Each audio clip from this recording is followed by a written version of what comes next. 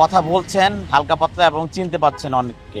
সারা বাংলাদেশে আপামর জনতার সহ দলমত নির্বিশেষে ওনার জন্য দোয়া রয়েছে। গতকালকে সামাজিক যোগাযোগ মাধ্যম সহ এবং মিডিয়াগুলিতে ম্যাডামের অসুস্থতার কথা অনেক ঢালাওভাবে প্রচার হয়েছে। গতকালকেও অনেক অসুস্থ ছিলেন উনি। আজকে আমি এসে গতকাল পর্যন্ত উনি 7 তলায় ছিলেন, উনি এখন 4 তলায় আছেন।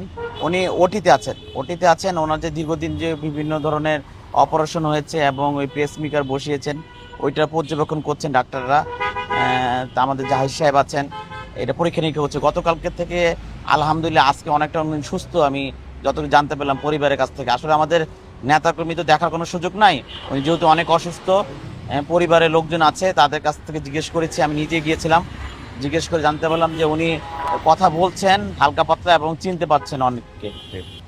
আসলে আমরা ওই ধরনের কোনো চিন্তা করছি না। আমাদের দেশনেত্রী বেগম খালেদা জি আমাদের মাঝে আবার আগের মতো সুস্থ হয়ে ফিরে আসবেন এবং সারা বাংলাদেশে আপামর জনতার সহ দলমত নির্বিশেষে ওনার জন্য দোয়া রয়েছে এবং ওনার দোয়া কামনা করি। আবার আপনি যে কথাটি বলেছেন ওনার অনুপস্থিতিতে, আপনি জানেন যে দীর্ঘদিন যাবৎ আমাদের দেশনেত্রী বেগম খালেদা জিয়া সহ আমাদের বিএনপি ভারপ্রাপ্ত চেয়ারম্যান জনাব তারেক রহমান আমাদের জাতীয়তাবাদী দলের হাল ধরেছেন।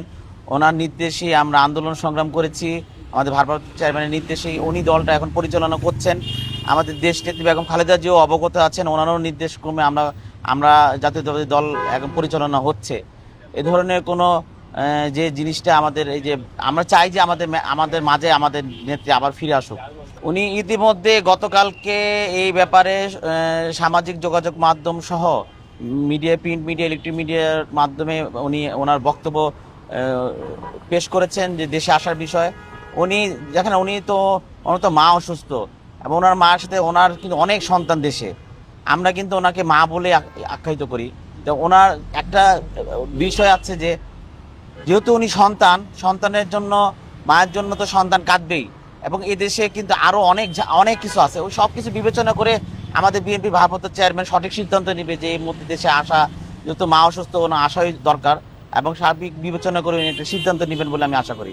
আপনি জানেন আমাদের দেশনেত্রী বেগম খালেদা জিয়া তিনবারের প্রধানমন্ত্রী, উনি সেনাপ্রধানের স্ত্রী এবং একটা আমাদের বিএনপি ভারপ্রাপ্ত চেয়ারম্যান জনাব তারেক রহমান।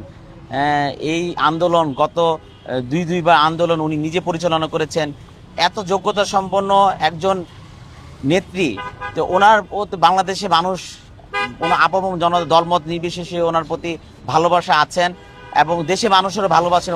ওনার সার্বিক খোঁজখবর সবাই নিয়েছেন। একটু আগে দেখলাম যে বিভিন্ন দলের থেকে খোঁজখবর নিতে এসেছেন।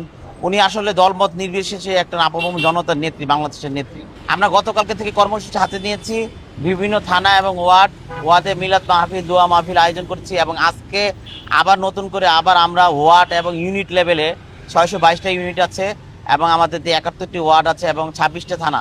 প্রতিটা ওয়ার্ড, থানা এবং ইউনিটিতে আমাদের দেশনেত্রী বেগম খালেদা জিয়ার সুস্থতা কামনার জন্য দোয়া এবং মিলাদ মাহফিল আয়োজন করেছে ঢাকা মহানগর উত্তর যুবদলের পক্ষ থেকে।